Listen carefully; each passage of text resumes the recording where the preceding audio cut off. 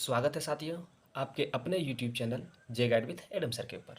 तो साथियों, इस वीडियो में जो हम लोग देखेंगे वो प्रश्नावली 5.1 जो है आपका, ठीक है, उसका क्वेश्चन पहला देखेंगे। तो पहला है कि निम्नलिखित स्थितियों में से किन स्थितियों में संबंध संख्याओं की सूची येपी है और क्यों है, वो बताना है आपको। तो चलिए हम लोग देखते हैं, पहला क्वेश्चन हल करते हैं।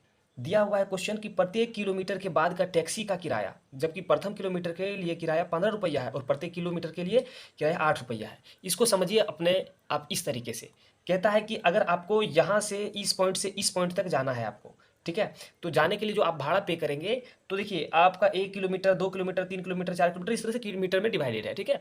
तो जब आप 1 किलोमीटर का सफ़र करेंगे तो आप 15 रुपया देंगे, ठीक है। उसके बाद आप जितना 1 किलोमीटर के बाद जितना आप आगे बढ़िएगा उसमें आपको 8 जोड़ते जाना है। इसमें 8 जोड़िएगा, फिर यहाँ पे 8 जोड़िएगा, फिर 8 यहाँ पे जोड़िएगा। 15 और 8 आप जोड़ दिए, 23, 23 और फिर 8 जोड़िए। अगर 2-3 किलोमीटर जा रहे हैं तो इस तरह से आप अपना ये बढ़ाते जाएगा, ठीक है। 15 में 8 8 8 जोड़ के चलते चलिएगा। 31 हो गया आपका, 31 में फिर 8 जोड़ेंगे, फिर 39 हो गया। इस तरीके से जितना बढ़िए उस तरह से बढ़ते जाएगा, ठीक है।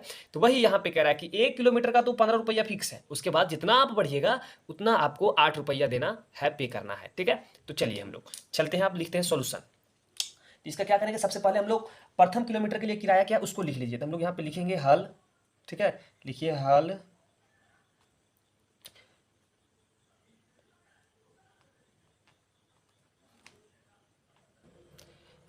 प्रथम किलोमीटर के लिए किराया। तो कितना दिया हुआ है साथियों, तो दिया हुआ है 15 रुपया। तो हम लोग यहाँ पे लिखेंगे 15 रुपया, ठीक है। उसके बाद कहता है प्रत्येक अतिरिक्त,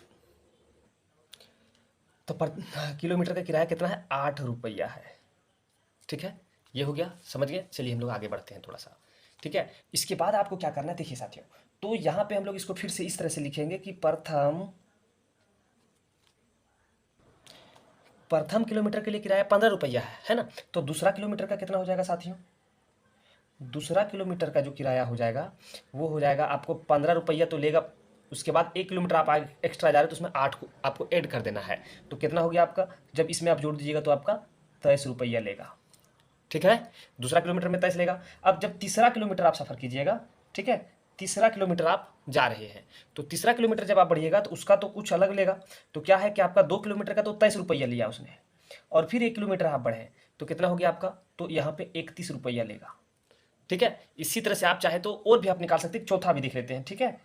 चौथा किलोमीटर अगर आप जाते हैं, ठीक है, तो कितना लेता है यहाँ पे 31 रुपया 3 किलोमीटर का है, और उसमें फिर 8 जोड़ दीजिएगा, 1 किलोमीटर एक्स्ट्रा जा रहे हैं आप, तो कितना हो गया आपका यहाँ पे 39 रुपया हो गया, ठीक है। इस तरीके से आप और भी कर सकते हैं, ठीक है। ये डॉट कहने का मतलब और भी आप कर सकते हैं, ठीक है। तो देखिए आपको प्राप्त, हम लोग को क्या प्राप्त हो गया यहाँ पे, देखिए यहाँ पे हो गया है कि एक यहाँ पे सबसे पहले तो मिला 15, फिर यहाँ पे 23, फिर यहाँ पे 31, फिर यहाँ पे 39। इस तरीके से आप और भी आप निकाल सकते हैं। तो यहाँ पे पहला क्वेश्चन में क्या बोला है कि एपी के रूप में है, तो एपी के रूप में होने के लिए यहाँ पे सार्व अंतर इसका जानना जरूरी है, ठीक है। तो हम लोग क्या लिखेंगे यहाँ पे, लिखेंगे सार्व अंतर, ठीक है। तो सार्व अंतर, अंतर निकालना है, इसको हम लोग डी से दर्शाते हैं। तो सार्वंतर कैसे निकालते हैं साथियों, तो सार्वंतर निकालने के लिए क्या करना पड़ता है, देखिए ये आपका ये 1 है, ये 2 है, ये 3, ये 4, तो हम लोग ये 2 में ये 1 को घटा देते हैं, ठीक है। तो ये 2 में ये 1 को घटा देते हैं, तो ये 2 देखिए कितना है, 23 दिया हुआ है, ये 1 15 दिया हुआ है, तो बचा कितना साथियों, बच गया आपका यहाँ पे 8।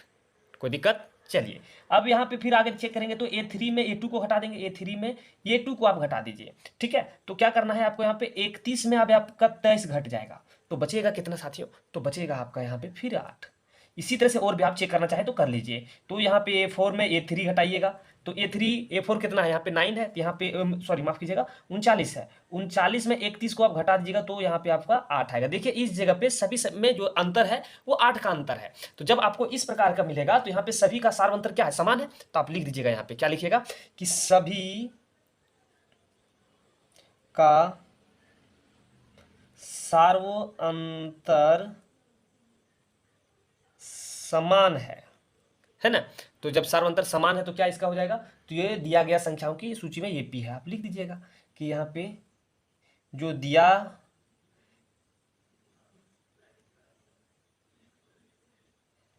गया संख्याओं की सूची